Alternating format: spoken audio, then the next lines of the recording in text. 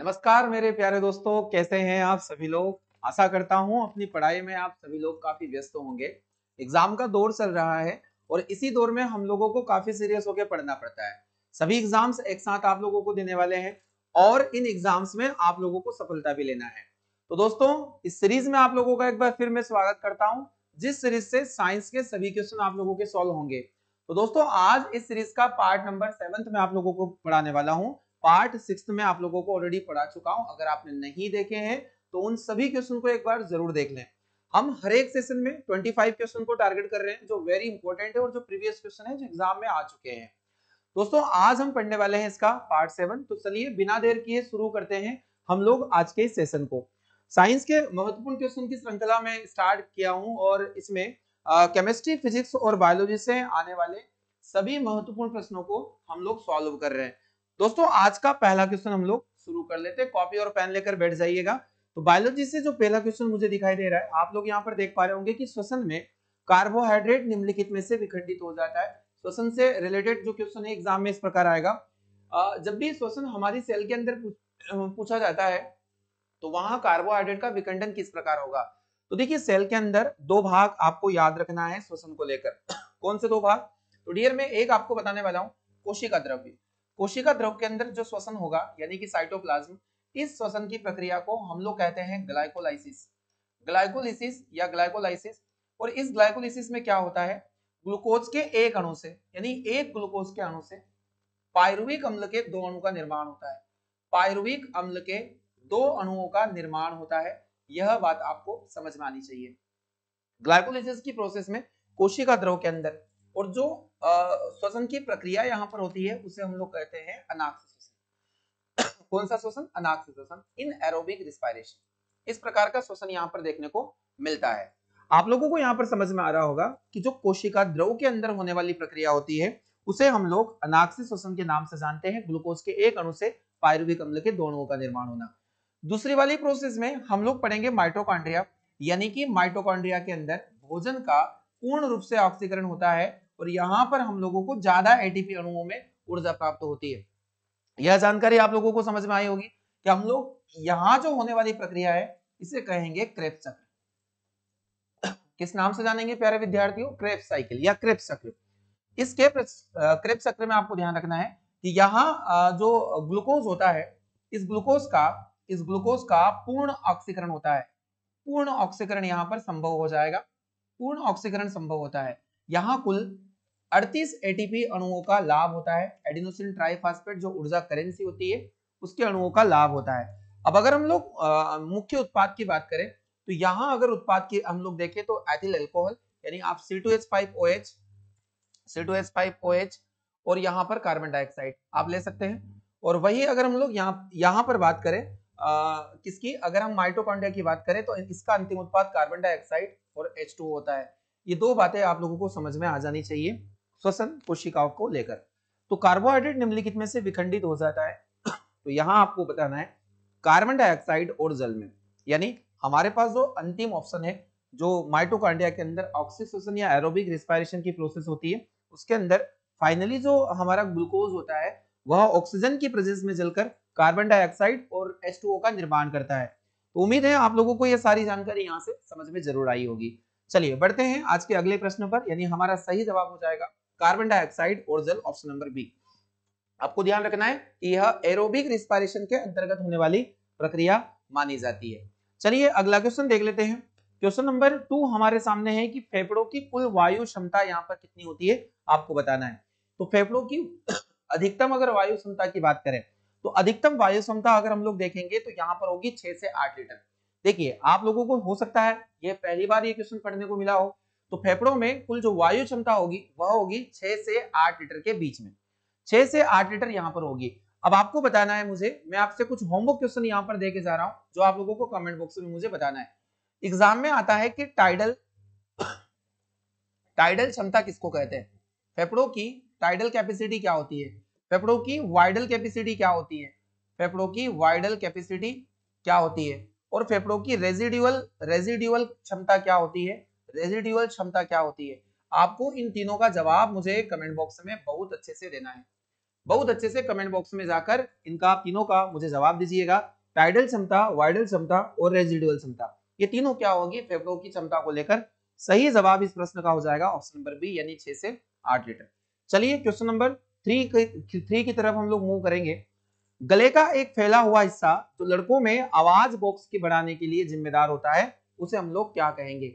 देखिए female male में अगर हम लोग देखें तो गले के अंदर एक उभरी हुई हड्डी हमें दिखाई देती है, इसे हम लोग कहते हैं एडम्स एप्पल। किस नाम से जाना जाता है? Adam's apple. तो यहाँ पर आपको बताना है यह आवाज बॉक्स को बढ़ाने के लिए भी हेल्प करता है, यानी वोकल कार्ड में भी ये मदद करेगा। तो यहाँ हम लोग देखेंगे, यहाँ लेरिंग्स भी देके रखा है, ये टेस्टोस्टेरॉन, ग्रसनी या फिर एडम्स का शेप। एडम्स एप्पल इस प्रश्न का बिल्कुल सही जवाब माना जाता है। जिसके पीछे, इस हड्डी के पीछे हम देखेंगे तो थायराइड ग्लैंड भी प्रेजेंट होती है, जो काफी मोस्ट इंपोर्टेंट क्वेश्चन यहाँ से बन जाता है। तो अगर हम लोग लेरिंग्स और फेरिंग्स को देखें, लेरिंग्स वो स्थान होता है जहां से ट्रेकिया और दोनों चीजें, यानी लेरिंग्स हमारा स्वर तंत्र या फिर जहां से हमारी आवाज उत्पन्न होती है, इसी को हम लोग वोकल कार्ड के नाम से जानेंगे, स्वर तंत्र। तो बहुत अच्छे से आप लोगों को समझ में आना चाहिए, ये प्रश्न एग्जाम में पूछा जा सकता है आपसे। चलिए अगला क्वेश्चन देख लेते हैं, क्वेश्चन नंबर 4 आप सभी के सामने। किस अवस्था में एरिथ्रोब्लास्टोसिस फिटलिस रोग जो होगा वह गर्भपात करवा सकता है? देखिए मोस्ट इंपोर्टेंट क्वेश्चन की कैटेगरी का क्वेश्चन है और हमेशा एग्जाम में पूछा जाता है, और आने वाली परीक्षाओं में भी आपको ये किसी न किसी शिफ्ट में देखने को जरूर मिलेगा। एरिथ्रोब्लास्टोसिस फिटलिस नाम का रोग होता क्या है, सबसे पहले इसको हम लोग देख लेते हैं। तो एक ऐसा ब्लड ग्रुप, यानी मेल और फीमेल में एक ऐसा ब्लड ग्रुप, तो साइंस के अनुसार इस ब्लड ग्रुप के जो मेल और फीमेल होते हैं उनका जो विवाह होता है वो उपयुक्त नहीं होता है। चलिए हम इसको समझ लेते हैं, ऐसे कौन से दो जोड़े। अगर हम लोग बात करते हैं नर और मादा की, मेल और फीमेल की, तो नर में अगर हम लोग एबी पॉजिटिव की बात करें, एबी पॉजिटिव, और मादा में एबी नेगेटिव, यानी यहाँ आरएस फैक्टर प्लस होगा और यहाँ आरएस फैक्टर नेगेटिव होगा। आपको बताना है कि आरएस फैक्टर जो होगा विनर और कार्ल लैंडस्टेनर के द्वारा 1940 में 1940 में खोजा गया एक विशेष प्रकार का प्रोटीन था, जिसे हम लोगों ने आरएस फैक्टर का नाम दिया, और यह रिसेस प्रजाति के बंदर में खोजा गया एक विशेष प्रकार का प्रोटीन होता है। आपको ध्यान रखना है कि अगर नर में एबी पॉजिटिव और मादा में एबी नेगेटिव होता है, यानी आरएस पॉजिटिव और आरएस नेगेटिव, तो यह जोड़ा विवाह के लिए उपयुक्त नहीं माना जाता। ऐसा माना जाता है कि इस जोड़े का अगर विवाह हो भी जाता है तो जो पहली संतान होती है, पहली संतान वह तो सुरक्षित हो सकती है, परंतु इसके आगे आने वाली जो संतान है वो गर्भ में ही उनकी मृत्यु हो जाती है। तो आपको यहां ध्यान रखना है कि जो गर्भपात करवाया जाता है एरिथ्रोब्लास्टोसिस फिटलिस, इस वाली घटना को एरिथ्रोब्लास्टोसिस फिटलिस के नाम से हम लोग जान सकते हैं। तो आपको बताना है, यहाँ पर चुनाव करना है कि जो पति होगा वो आरएस नेगेटिव, मैंने आपको बताया जो पति होता है वह आरएस पॉजिटिव होगा, और महिला या फिर पत्नी होगी RS negative. Option number C इस प्रश्न का बिल्कुल सही जवाब माना जाएगा। क्वेश्चन नंबर 4 काफी इंपोर्टेंट क्वेश्चन है डियर, आपको ध्यान रखना है और अपने नोट्स में इनको लिखते चले आप। क्वेश्चन नंबर 5 है कि रुधिर स्कंदन ब्लड क्लोटिंग के लिए आवश्यक है, ब्लड क्लोटिंग के लिए क्या आवश्यक है, आपको बताना है किसकी नेसेसिटी यहाँ पर होती है। तो हमारे पास में यहाँ पर दिया है Na प्लस, K प्लस, या फिर Ca प्लस प्लस, या फिर Cl माइनस। अगर हम लोग K प्लस सभी की बात करते हैं कि ब्लड क्लोट के लिए यहाँ पर क्या चीजें जरूरी होगी, आपको इसका जवाब मुझे ध्यान पूर्वक देना है। तो देखिए ब्लड क्लोटिंग में अगर हम लोग रक्त का थक्का देखें ध्यान से, तो रक्त का जो थक्का होता है उसको जमने में कुछ प्रोटीन एंजाइम और ये काफी आवश्यक होते हैं। अगर हम लोग फाइब्रिनोजेन की बात करते हैं, फाइब्रिनोजेन एक ऐसा प्रोटीन है, फाइब्रिनोजेन, जिसका जाल बनता है और रक्त का थक्का बनाने में ये सहायक होता है। थ्रोम्बिन, प्रोथ्रोम्बिन का नाम आपने जरूर सुना होगा, थ्रोम्बिन, प्रोथ्रोम्बिन, थ्रोम्बिन और प्रोथ्रोम्बिन, थ्रोम्बिन और प्रोथ्रोम्बिन जो दो प्रोटीन है वह रक्त का थक्का जमाने में भी सहायक होते हैं। अगर हम लोग एक एंजाइम को देखें जिसका नाम होता है पेप्सिन, पेप्सिन जो प्रोटीन को पेप्टोन्स में कन्वर्ट करता है, पर यह रक्त का थक्का जमाने में भी सहायक होता है। और अगर हम लोग यहाँ विटामिन की बात करते हैं तो विटामिन के यानी विटामिन के जो होगा रक्त का थक्का जमने में सहायक होता है। और आपको फाइनली याद रखना है एक तत्व, और इस तत्व का नाम है calcium, calcium plus 2। Calcium plus 2 blood को क्लोट करने में काफी मददगार होता है, इसलिए इसका सही जवाब हो जाएगा हमारे पास option number c, Ca+2 ion यानी कि कैल्शियम। देखिए इतने सारे जो फैक्टर है रक्त का थक्का जमाने में सहायक होते हैं, इसलिए आप सभी को इन्हें पढ़ लेना है। बहुत अच्छे लेवल पर ये क्वेश्चन एग्जाम में देखने को मिल सकते हैं। चलिए क्वेश्चन नंबर 6 कवर कर लेते हैं। रक्त के प्लाज्मा में सबसे अधिक क्या होता है आपको बताना है। The plasma of blood contain the highest amount of, देखिए अगर हम लोग ब्लड की बात करते हैं तो आपको ध्यान से समझना है, जो ब्लड होता है वह एक प्रकार का तरल संयोजी ऊतक माना जाता है। रक्त क्या है, तो रक्त एक प्रकार का फ्लूइड कनेक्टिव टिश्यू है। रक्त एक तरल संयोजी ऊतक माना जाता है और यह तरल संयोजी ऊतक दो भागों में डिवाइड हो जाता है। यानी रक्त का जो पहला भाग होता है इसे हम लोग प्लाज्मा के नाम से जानते हैं। रक्त का पहला भाग प्लाज्मा जो अपने ब्लड का 55% जो पोर्शन है वो कवर करता है, और यहाँ पर जो शेष भाग होता है वह ब्लड कार्पल्स होती है, रक्त की कणिकाएं होती है, और ये रक्त की कणिकाएं 45% जो पोर्शन है वो कवर करती है। अगर हम लोग प्लाज्मा को देखें तो प्लाज्मा में 90% अमाउंट में क्या पाया जाता है, जल पाया जाता है। प्लाज्मा का जो रंग होता है हल्का पीला होता है, हल्का पीला ब्लड। यहाँ पर अगर हम देखें हल्का पीला, तो हल्का पीला अगर हम देखें तो येलो कलर का प्लाज्मा होता है हमारे ब्लड में। जहां अगर हम लोग देखें तो कई बार ऐसा होता है कि कभी कभी जो पेशेंट होते हैं उनको प्लाज्मा की भी आवश्यकता होती है, कभी कभी उन्हें प्लाज्मा भी डोनेट करना होता है। तो यहाँ हम लोग देख लेंगे कि जो 90% होता है जल होता है, उसी में अगर हम लोग 7% की बात करें तो यहाँ प्रोटीन का अमाउंट होता है। जितने भी प्रोटीन हमारे ब्लड में पाए जाते हैं प्लाज्मा के अंदर वो उपस्थित होते हैं। वही 0.9% आपको सॉल्ट देखने को मिल सकता है, 0.9% सॉल्ट देखने को मिल सकता है, यानी कि कुछ लवण। 0.1% ग्लूकोज का अमाउंट होता है हमारे ब्लड के अंदर, ग्लूकोज का अमाउंट होता है। अगर ज्यादा ग्लूकोज का अमाउंट बढ़ जाता है तो डायबिटिक पेशेंट हो जाते हैं, यानी कि डायबिटीज की बीमारी हो जाती है, मधुमेह रोग, है ना। तो आपको ध्यान रखना है कि जो प्लाज्मा होगा वहां सबसे ज्यादा अगर अवेंडेंस होगा तो वो होगा पानी का 90%। सही जवाब हो जाएगा हमारे लिए option number A. Option A बिल्कुल करेक्ट जवाब होगा इस प्रश्न के लिए। वही अगर हम लोग आरबीसी या रक्त कणिका की बात करें तो इसके अंदर आरबीसी आप लोगों ने पढ़ा होगा, आरबीसी, डब्ल्यूबीसी और ब्लड प्लेटलेट्स। ब्लड प्लेटलेट्स, तो ये इतनी सारी चीजें हमारे रक्त कणिका के अंदर पाई जाती है। तो इन्हें भी हम लोग आगे के सेशन में डिटेल जरूर करेंगे, क्योंकि इनसे जुड़े हुए हर बार क्वेश्चन एग्जाम में पूछे जाते हैं। तो दोस्तों आप लोगों को समझ में आ रहा होगा कि जो हमारा प्लाज्मा होता है यहाँ पर हम लोगों ने देख लिया। अगर मैं प्लाज्मा के अंदर से, ध्यान रखना है आपसे कभी एग्जाम में पूछा जा सकता है कि सीरम क्या होता है, हमारे ब्लड में सीरम क्या होता है। तो अगर सीरम का क्वेश्चन कोई एग्जाम में आता है तो अगर हम लोग ब्लड के प्लाज्मा वाले हिस्से से, ब्लड के प्लाज्मा वाले हिस्से से क्या निकालते हैं, फाइब्रिनोजेन। हमारे ब्लड के प्लाज्मा वाले हिस्से से फाइब्रिनोजेन प्रोटीन को निकाल ले, या इसको हम लोग वहां से रिमूव कर ले, निकाल ले, तो बचा हुआ भाग क्या कहलाएगा, जो शेष भाग होता है वह सीरम के नाम से जाना जाता है। आपको ध्यान रखना है कि प्लाज्मा वाले भाग से अगर फाइब्रिनोजेन प्रोटीन को निकाल लिया जाए तो शेष बचा भाग सीरम के नाम से जाना जाता है। तो दोस्तों काफी महत्वपूर्ण क्वेश्चन एग्जाम में यहां से आपको बनते हुए मिल सकता है। ठीक है, हम लोगों ने इनका कंपोजिशन भी देख लिया है, तो सही जवाब हमारा ए हो जाता है। क्वेश्चन नंबर 7 को टारगेट कर लिया जाए। क्वेश्चन नंबर 7 है कि पेस मेकर का संबंध किससे है। यहाँ पर पूछा जा रहा है पेस मेकर, जो आप लोगों ने नाम सुना ही होगा, यह किससे संबंधित एक ऑर्गन माना जाता है। देखिए काफी शानदार क्वेश्चन है, एग्जाम्स में हमेशा पूछा जाता है। पेसमेकर का जो संबंध होता है वह हृदय की गति को कंट्रोल करने के लिए किया जाता है, हृदय गति को नियंत्रित करने के लिए किया जाता है। अगर हम लोग बात करते हैं तो आपने नाम सुना होगा साइनो ऑरिकुलर नोड का, साइनो ऑरिकुलर नोड। और साइनो ऑरिकुलर नोड क्या होता है, जिसे हम लोग शॉर्ट में ऐसे नोड के नाम से भी जानते हैं। इसे हृदय का प्राकृतिक पेसमेकर के नाम से भी जानते हैं।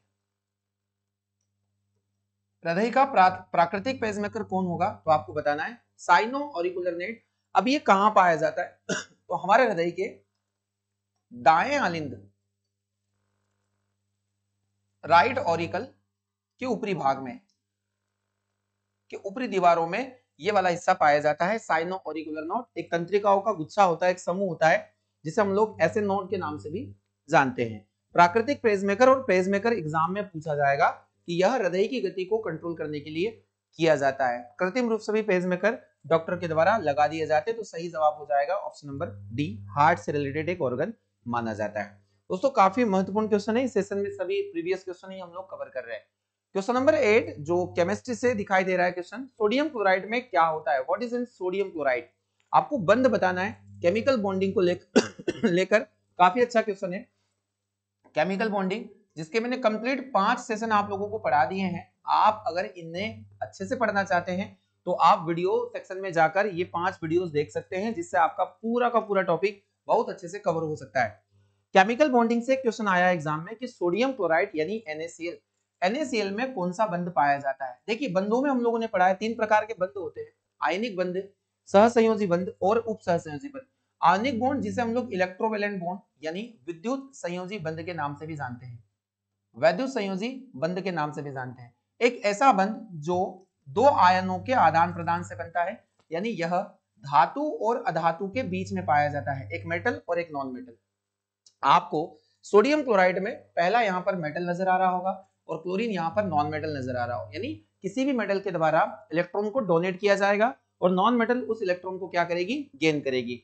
तो ये जो हमने यहाँ पर देखा है कि मेटल और नॉन मेटल के बीच में कौन सा बंध होगा, वैद्युत संयोजी बंध होगा। तो हमारा यहाँ सही जवाब हो जाएगा option number B, electrovalent bond, जिसे हम लोग आयनिक बंध के नाम से भी जान सकते हैं। इसका नाम आयनिक बंध भी होता है, आयनिक बंध। अब आपको मेरा क्वेश्चन ये रहेगा कि कौन सा बंध जो इलेक्ट्रॉनों के साझे से बनता है या साझेदारी से बनता है, शेयरिंग ऑफ इलेक्ट्रॉन के होने से बनता है। कमेंट बॉक्स में इस बात का मुझे जवाब दीजिएगा।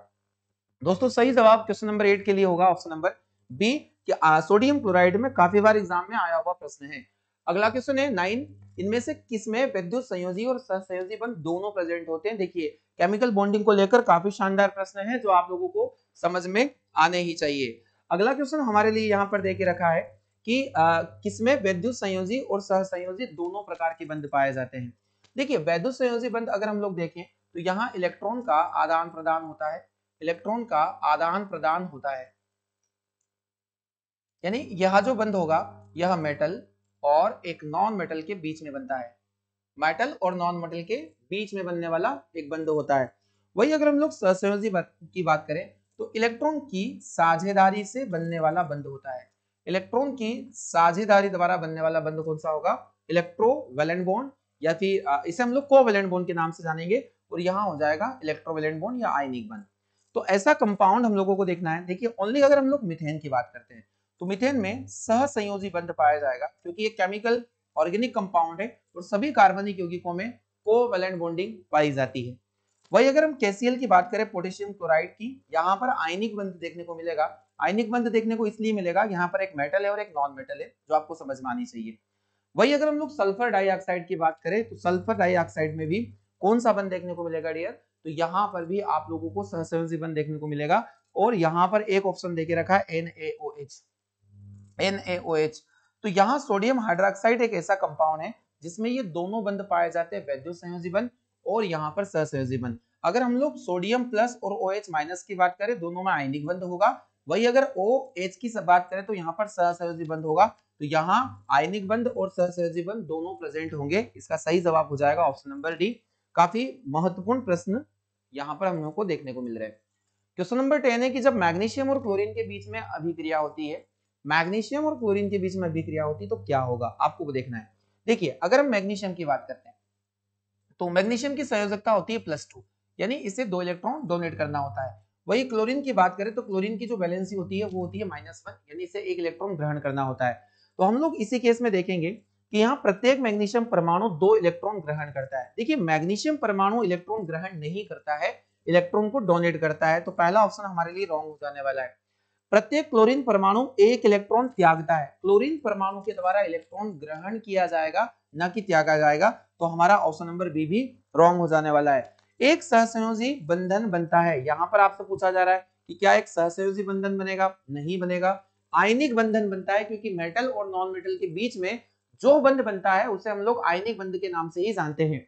और हमारा लास्ट ऑप्शन है प्रत्येक मैग्नीशियम परमाणु 2 इलेक्ट्रॉन का त्याग करता है। देखिए आप सभी के सामने बिल्कुल सटीक सा आंसर इसका आ चुका है ऑप्शन नंबर डी, कि हर एक मैग्नीशियम परमाणु 2 इलेक्ट्रॉन को क्या करेगा, दान करेगा और यहां पर बना लेगा MgCl2, मैग्नीशियम क्लोराइड MgCl2, क्योंकि मैग्नीशियम ने 2 इलेक्ट्रॉन डोनेट किए और एक क्लोरीन 1 इलेक्ट्रॉन को गेन करता है। तो वैसे ही क्लोरीन को अपने जैसे 2 इलेक्ट्रॉन को 2 एटम्स को रखना बहुत जरूरी हो जाता है। ऑप्शन नंबर डी इस प्रश्न का सही जवाब हो जाएगा।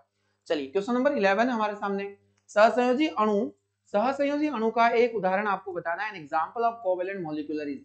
आपको बताना है कि कौन सहसंयोजी बंध का एक एग्जांपल है जो इलेक्ट्रॉन की साझेदारी से बनता है। तो अगर हम लोग इलेक्ट्रॉन की साझेदारी बात करें तो यहाँ पोटेशियम क्लोराइड, देखिए जैसे ही ये नाम लिखते हैं कि एक मेटल है एक नॉन मेटल है, यहाँ कौन सा बंध देखने को मिलेगा, यहाँ एक प्रकार का आयनिक बंध देखने को आपको मिलता है, यानी कि इलेक्ट्रोवैलेंट बॉन्ड, इलेक्ट्रोवैलेंट बॉन्ड। वही सोडियम क्लोराइड की बात करते हैं NaCl, तो NaCl में भी हमने अभी देखा कि यहाँ एक प्रकार का आयनिक बॉन्ड ही पाया जाता है, यानी कि electrovalent bond. Lead lead chloride, lead जो होता है Pb, लेड क्लोराइड यहाँ पर इसमें भी आयनिक बंध देखने को मिलेगा।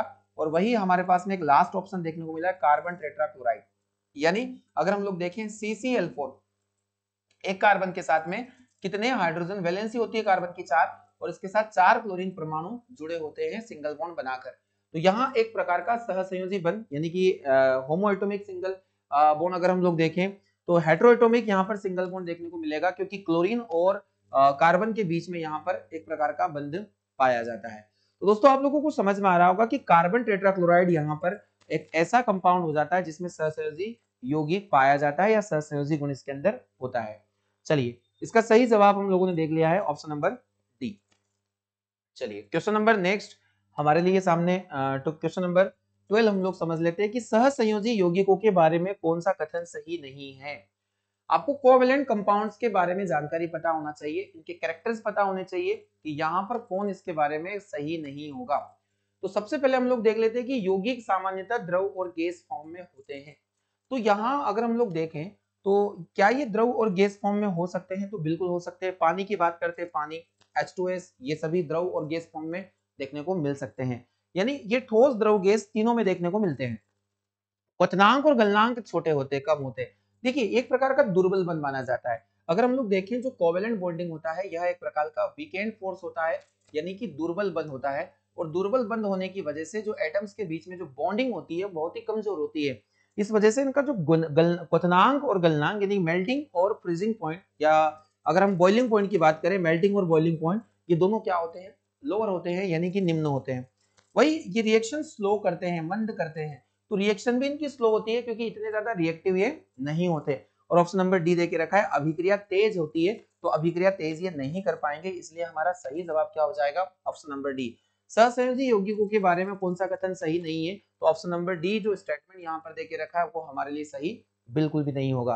अगला क्वेश्चन देख लेते हैं, रेखीय संवेग संरक्षण, फिजिक्स का पहला क्वेश्चन आप सभी के सामने पूछा गया है कि conversation of linear momentum is equal to, रेखीय संवेग संरक्षण का बराबर होता है। देखिए अगर एग्जाम्स में किसी प्रकार का कोई क्वेश्चन आपसे पूछा जाता है कि संवेग संरक्षण का जो सिद्धांत है वह किस नियम से संबंधित है, तो न्यूटन की गति के तीसरे नियम से, न्यूटन गति के तीसरे नियम से, थर्ड लॉ, तीसरे नियम से यह सिद्धांत संबंधित होता है संवेग संरक्षण। संवेग संरक्षण का मतलब क्या होगा कि यदि किसी निकाय पे, कोई भी एक निकाय बना हुआ है, कोई तंत्र बना हुआ है, उस पर अगर किसी प्रकार का कोई बाह्य बल ना लगाया जाए तो उसके हरेक पार्टिकल्स का जो संवेग होता है वो क्या होता है, रिमेन कांस्टेंट, यानी कि नियत रहता है। इस बात की जानकारी आपको होनी चाहिए। तो संवेग संरक्षण न्यूटन की गति के तीसरे नियम से संबंधित घटना होती है, और इसी घटना का एक एग्जाम्पल आप लोगों को पता होना चाहिए कि रॉकेट किस सिद्धांत पर काम करता है, तो रॉकेट किस सिद्धांत पर काम करता है, तो रॉकेट संवेग संरक्षण या रेखीय संवेग संरक्षण के सिद्धांत पर काम करने वाला इंस्ट्रूमेंट होता है रॉकेट।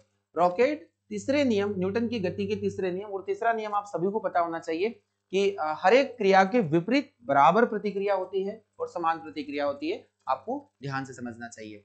क्वेश्चन नंबर 14 है, यदि किसी गेंद को ऊर्ध्वाधर रूप से फेंका जाए तो गुरुत्वीय त्वरण क्या होगा।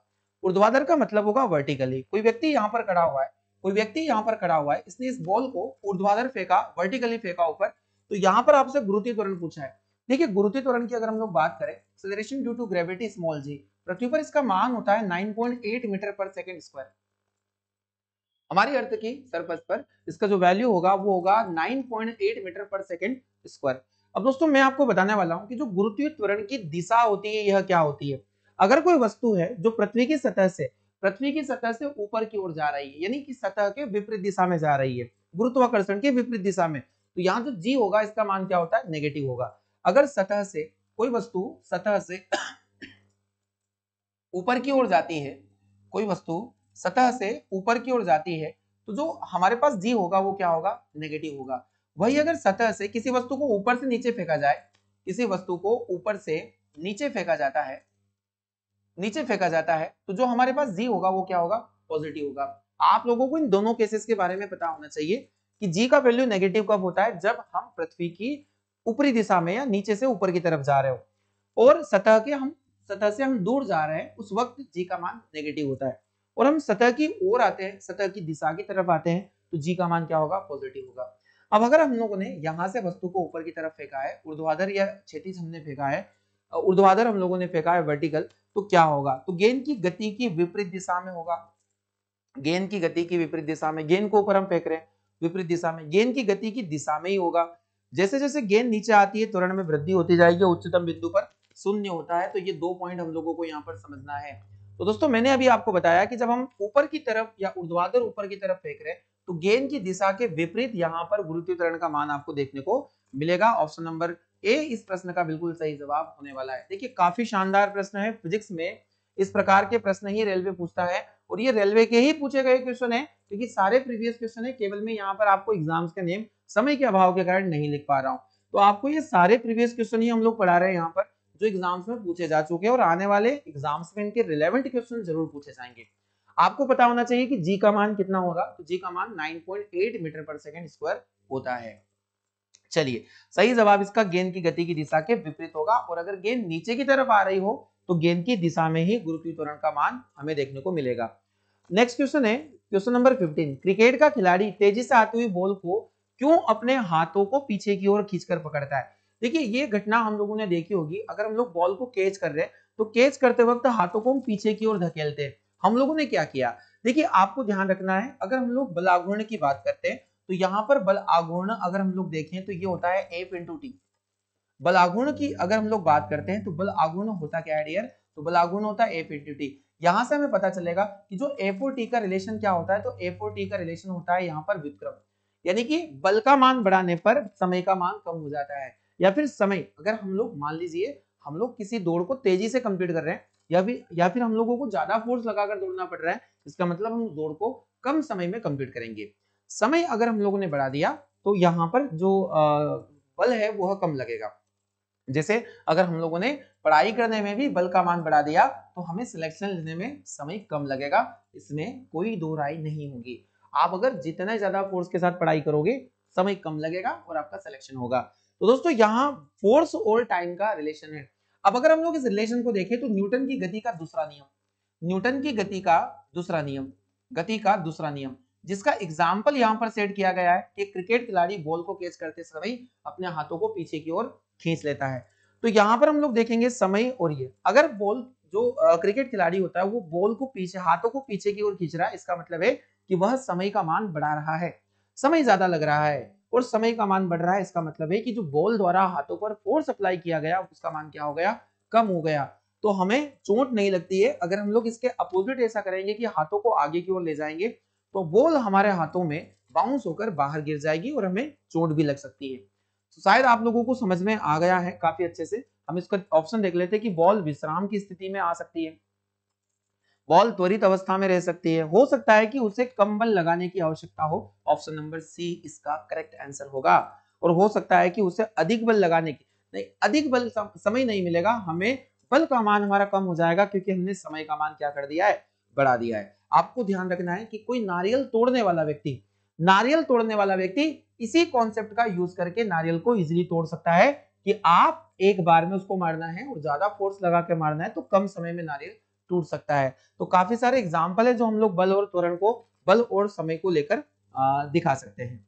चलिए अगला क्वेश्चन है, पिंड का भार शून्य नहीं होगा, the weight of the body will not be zero. आपको बताना है कहां शून्य नहीं होगा, किसी भी पिंड का भार, भार क्या होता है, भार आप समझ लीजिएगा, भार और द्रव्यमान दोनों अलग अलग चीज है। भार अगर हम लोग बात करें तो W होता है और W इज इक्वल टू होता है M इंटू जी, M इंटू जी। अगर हम वेट की बात करें तो M होता है किसी भी वस्तु का द्रव्यमान, किसी भी वस्तु का द्रव्यमान और उसके गुरुत्वीय त्वरण, उसके गुरुत्वीय त्वरण का गुणनफल, गुरुत्वीय त्वरण का गुणनफल। आप लोगों को इस बात को ध्यान रखना है। इसका अगर हम लोग एसआई यूनिट देखें तो डियर इसका एसआई यूनिट होता है न्यूटन, न्यूटन इसका एसआई यूनिट होता है भार का। भार राशि कैसी है, तो भार एक प्रकार की सदिश राशि है, भार एक सदिश राशि है, एक वेक्टर क्वांटिटी भार को हम लोग मानते हैं। तो दोस्तों आप लोगों को समझ में आना चाहिए, और भार को हम लोग न्यूटन से ही रिप्रेजेंट करते हैं क्योंकि इसका ऐसा मात्रक न्यूटन होता है। तो आपको ध्यान रखना है कि क्या पृथ्वी के केंद्र पर किसी व्यक्ति का जो भार है वो शून्य होता है? बिल्कुल सही बात है। अगर हम लोग पृथ्वी की सतह से जितना ज्यादा दूरी पर जाएंगे जी का मान घटेगा, और जी का मान घटेगा, जी अगर कम हो रहा है तो हमारा जो वेट है वो भी क्या होगा, कम होगा। तो दोस्तों पृथ्वी के केंद्र पर जो हमारा भार होता है वह शून्य होता है, ये स्टेटमेंट बिल्कुल सही है। हमसे पूछा गया कि शून्य नहीं होता है। स्वतंत्रता रूप से गिरते हुए गिरने के दौरान, देखिए कोई भी ऑब्जेक्ट है, अगर कोई ऑब्जेक्ट फ्री फॉल कर रहा है तो उसका जो भार है वह शून्य माना जाता है, क्योंकि वह इम्बैलेंस की स्थिति में होता है, तो उस वक्त उसका जो भार होगा वो क्या होगा, शून्य माना जाता है। यानी स्वतंत्रता पूर्वक गिरते हुए किसी भी पिंड का भार क्या होगा, शून्य होगा। वही यहाँ दोनों स्टेटमेंट हमारे होंगे, क्योंकि भार यहाँ पर शून्य होता ही है। अंतराग्रही अंतरिक्ष में अगर आपसे पूछे जाए कि जो अंतराग्रही अंतरिक्ष होता है या अंतरिक्ष में जो भार होता है किसी व्यक्ति का, वो क्या होगा, शून्य होगा। यदि किसी अंतरिक्ष यात्री अगर किसी अंतरिक्ष की यान में बैठा हुआ है तो उसका भार वहां पर शून्य माना जाएगा। और लास्ट में दिया किसी घर्षणहीन सतह पर, देखिए घर्षणहीन सतह की हम बात करें, घर्षण की बात करें, तो जिस दिशा में बल लगाया जाता है उसके विपरीत दिशा में हमारे पास फ्रिक्शन फोर्स लगता है। आप लोगों को लास्ट सेशन में ये क्वेश्चन पढ़ा दिया गया है। तो घर्षण का बल, अगर हम जी की बात करें या भार की बात करें तो उससे कोई रिलेशन नहीं होता, इसलिए हमारा सही जवाब हो जाएगा ऑप्शन नंबर डी। यहाँ पूछा गया है, यहाँ भार शून्य नहीं होता है, यहाँ फ्रिक्शन फोर्स 0 होगा, यानी कि जो घर्षण बल है वह घर्षणहीन सतह पर हमारे भार का कोई संबंध नहीं होता। ऑप्शन नंबर डी इसका सही जवाब है। इन सभी पॉइंट को आप लोग नोट कर ले कि इन इन स्थानों पर जो जी है, जो भार है हमारा, वह शून्य होता है। क्वेश्चन नंबर 17, न्यूटन के पहले नियम को कहा जाता है, क्या कहा जा सकता है? आप सभी को इसका जवाब पता होना चाहिए, लॉ ऑफ इनर्शिया, जड़त्व का नियम। दो प्रकार के जड़त्व होते हैं, एक जड़त्व होता है जिसको हम लोग कहते हैं गति का जड़त्व, इनर्शिया ऑफ मोशन, गति का जड़त्व, और एक जड़त्व हम लोग देख सकते हैं इनर्शिया ऑफ यानी विराम का जड़त्व, विराम का जड़त्व, इनर्शिया ऑफ रेस्ट। अब जड़त्व की अगर माप पूछा जाए आपसे कि जड़त्व किस बात पर निर्भर करता है, तो किसी भी वस्तु के द्रव्यमान पर निर्भर करता है, किसी भी ऑब्जेक्ट के मास पर ये डिपेंड करता है। तो दोस्तों ये सवाल आपको पता होना चाहिए, काफी अच्छा क्वेश्चन है कि न्यूटन के पहले नियम पहले नियम को हम जड़त्व का नियम भी कहते हैं। चलिए अगला क्वेश्चन देख लेते हैं। क्वेश्चन नंबर 18, किसी कण को साम्यावस्था में रखने के लिए बलों की न्यूनतम संख्या कितनी होगी? अगर किसी भी ऑब्जेक्ट को हमें इक्विलिब्रियम में रखना है तो कौन से कितने फोर्स हैं जो हमें लगाना होगा? मान लीजिए मेरे पास एक ऑब्जेक्ट है, इस ऑब्जेक्ट को मुझे साम्यावस्था में रखना है, तो अगर मैंने यहां से किसी प्रकार के न्यूटन का फोर्स अप्लाई किया तो इसे साम्यावस्था में रखने के लिए मुझे इसी के बराबर एक बल जो है वो यहां से भी लगाना पड़ेगा। यानी इस बल का जो परिणामी बल होगा वो यही होगा। अगर हम लोगों ने ये दोनों बल एक दूसरे के आमने सामने लगाए, विपरीत दिशा में लगाए, तो ये वस्तु क्या होगी, साम्यावस्था में होती है। तो आपको बताना है इसका सही जवाब, यहाँ पर दो बल कार्यरत होंगे, यानी कि option number B. Option number B इस प्रश्न का बिल्कुल सही जवाब हो जाएगा। इक्विलिब्रियम में रखने के लिए दो बलों की आवश्यकता होती है। जड़त्व इनर्शिया का नियम किसके द्वारा प्रतिपादित किया गया? तो न्यूटन के गति के पहले नियम को हम लोग कहते हैं इनर्शिया का लॉ, यानी लॉ ऑफ इनर्शिया, जड़त्व का नियम, जिसकी माप हम लोग मास को यानी कि द्रव्यमान को कहते हैं। काफी बार पढ़ने से आप लोगों को अब समझ में आ गया होगा कि जड़त्व क्या चीज है। चलिए क्वेश्चन नंबर 20 है, एक व्यक्ति लिफ्ट के अंदर वजन पैमाने पर खड़ा हुआ है और लिफ्ट ऊपर की तरफ तेजी से चलना शुरू कर देती है, तो बताइए क्या होगा? लिफ्ट की सारी कंडीशन मैंने आपको पढ़ाई है कि अगर कोई व्यक्ति लिफ्ट के अंदर बैठा हुआ है और लिफ्ट के अंदर बैठने से और अचानक लिफ्ट जो है वो वहां से चलना शुरू करती है, तो इस लिफ्ट में बैठे व्यक्ति का जो भार है वो बढ़ा हुआ प्रतीत होगा। और अगर ऊपर से लिफ्ट नीचे की तरफ आ रही है अचानक त्वरित गति से, तो उसका जो भार होगा वह घटा हुआ प्रतीत होगा। और अगर एक समान वेग से ऊपर या नीचे जा रही है लिफ्ट, तो उसके भार में किसी प्रकार का कोई परिवर्तन नहीं होगा। ऊपर की तरफ जाने पर जो पैमाना वजन अधिक दिखाएगा, आपको ध्यान रखना है ऑप्शन नंबर ए कि जो पैमाना होता है वजन इसका अधिक दिखाएगा। बिल्कुल सही जवाब होगा, क्योंकि ऊपर की तरफ ये लिफ्ट जा रही है। क्वेश्चन नंबर 21 की तरफ रुक करते हैं। 21 क्वेश्चन बोल रहा है किस सिद्धांत या नियम के आधार पर वस्तुएं पानी पर तैरती है? आपको बताना है कि on the basis of this principle और law the object float on water. पानी पर तैरने का सिद्धांत या तैरने के नियम किसने दिए? सीधा सा इस प्रश्न का जवाब मैं दे देता हूं।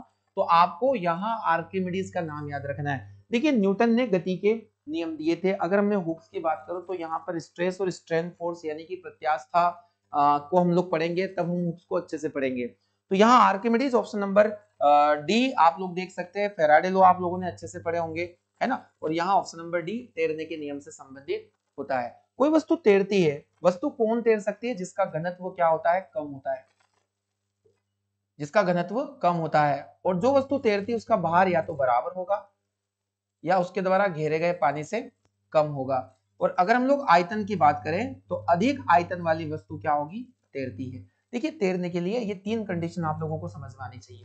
जिस ऑब्जेक्ट का जहाज पानी पर तैरता है पर उसी लोहे से बनी जो कील होती है वो डूब जाती है। वजह होती है कि जहाज का जो वॉल्यूम है, डेंसिटी आयतन है, वो क्या है? बहुत अधिक है, उसका घनत्व कम हो गया और उसका जो भार है उसके द्वारा घेरे गए पानी के भार से बहुत कम है, इसलिए वह तैरता है। वही कील पानी में डूब जाती है, इसका प्रमुख कारण होगा कि उस कील का जो घनत्व है, डेंसिटी, वो ज्यादा है। और आयतन अगर हम बात करें वॉल्यूम, तो वह उसके द्वारा घेरे गए पानी से उसका आयतन कम है, इस वजह से वह डूब जाती है। और भार उसका क्या होता है? काफी ज्यादा हो जाता है उसके द्वारा घेरे गए पानी से। तो सही जवाब यहाँ आर्किमिडीज को हम लोगों ने देख लिया। आर्किमिडीज जो तैरने के संबंधित नियम होंगे। संवेग को किसके गुणनफल के रूप में देखा जा सकता है? तो डियर संवेग आप लोगों को पता होगा, जो संवेग होता है किसी वस्तु में, द्रव्यमान और वेग के गुणनफल को कहते हैं। द्रव्यमान और वेग के गुणनफल को संवेग कहते हैं, यानी P is equal to m into V।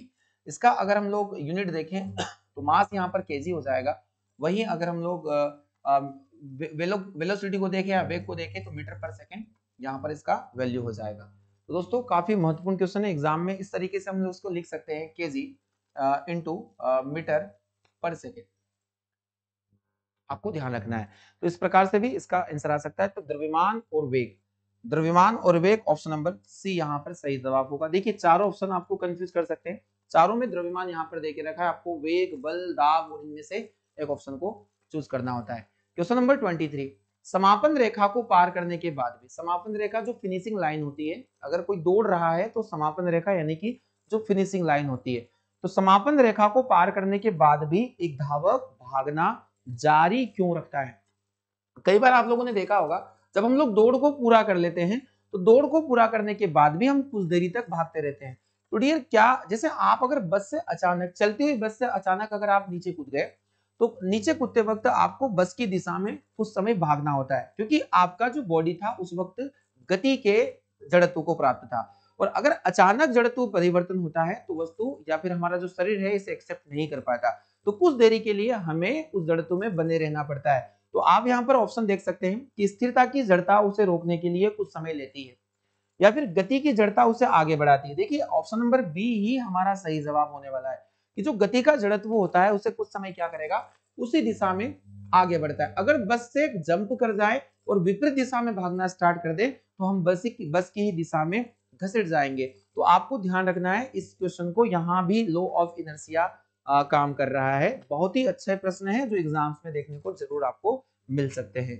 Question number 24, जब एक नाविक आगे की दिशा में कूदता है तब नाव पीछे की तरफ हट जाती है। यह उदाहरण न्यूटन के कौन से नियम से? आपको देखो किनारों पर नाव से कूदते वक्त जब हम नाव पर कूदते हैं तो नाव पीछे की ओर और हम आगे की ओर। वही बंदूक से जब गोली दागी जाती है तो गोली आगे की ओर, बंदूक पीछे की ओर। रॉकेट के अंदर से जब नोजल से गैस निकलती है तो गैस पीछे की ओर और रॉकेट आगे की ओर। यह क्रिया प्रतिक्रिया का नियम दिखा रहा है और यह न्यूटन की गति का तीसरा नियम होगा, यानी कि ऑप्शन नंबर सी इसका सही जवाब है। यानी कि नाव से किनारों पर कूदते समय नाव पीछे की तरफ हट जाना और व्यक्ति आगे की तरफ चला जाता है। चलिए आज के टॉप 20 क्वेश्चंस जो एग्जाम्स में आ चुके हैं उनका अंतिम प्रश्न आप सभी के सामने, कि एक ऊंची छलांग लगाने वाली ऊंची छलांग से पहले कुछ समय तक दौड़ता है ताकि किसके जड़त्व उसे लंबी छलांग लेने में मदद करते हैं। देखिए अगर आप लॉन्ग जंप करने वाले या फिर आप हाई जंप करने वाले हैं तो अगर आप दूर से दौड़कर नहीं आओगे तो वह पॉसिबल नहीं होता है। जैसे आपने देखा होगा एक क्रिकेट खेल में जो बॉलर होता है वो काफी दूर से दौड़ कर आता है ताकि जो बॉल को उतनी फास्ट से फेंक सके। तो इसका मतलब यहाँ पर होता है कि हमने गति के जड़त्व को क्या किया? प्राप्त किया। और गति के जड़त्व को प्राप्त करने के बाद में जो बॉल हुई या फिर जो व्यक्ति है वो छलांग को क्या कर लेता है? उतना ही आसानी से लंबा कर देता है, यानी कि ऑप्शन नंबर सी इस प्रश्न का सही जवाब होगा। दोस्तों कैसे लगे आज के 25 क्वेश्चन कमेंट बॉक्स में जाना है और आपको बहुत ही अच्छा सा एक कमेंट जरूर करना है आज के सेशन को लेकर। हमें आपके इस कमेंट का इंतजार रहेगा। तो दोस्तों आज के सेशन में 25 क्वेश्चन हम लोगों ने पढ़े जो काफी महत्वपूर्ण है। मैं लेकर आऊंगा अगला सेशन आप लोगों के लिए, जिसका पार्ट रहेगा पार्ट 8। ये सभी आप दोस्तों के साथ में शेयर जरूर करें, आपको बोलने की आवश्यकता नहीं होनी चाहिए। तो दोस्तों अगर चैनल को लाइक नहीं किया है तो इस सेशन को लाइक जरूर करें आप लोग, और ज्यादा से ज्यादा शेयर दोस्तों को जरूर करें। दोस्तों आज के सेशन में हम लोग इतना ही पढ़ेंगे, मिलते हैं हम लोग अगले सेशन में। आप काफी अच्छे से अपनी पढ़ाई को जारी रखिएगा। दोस्तों आप सभी का बहुत बहुत धन्यवाद।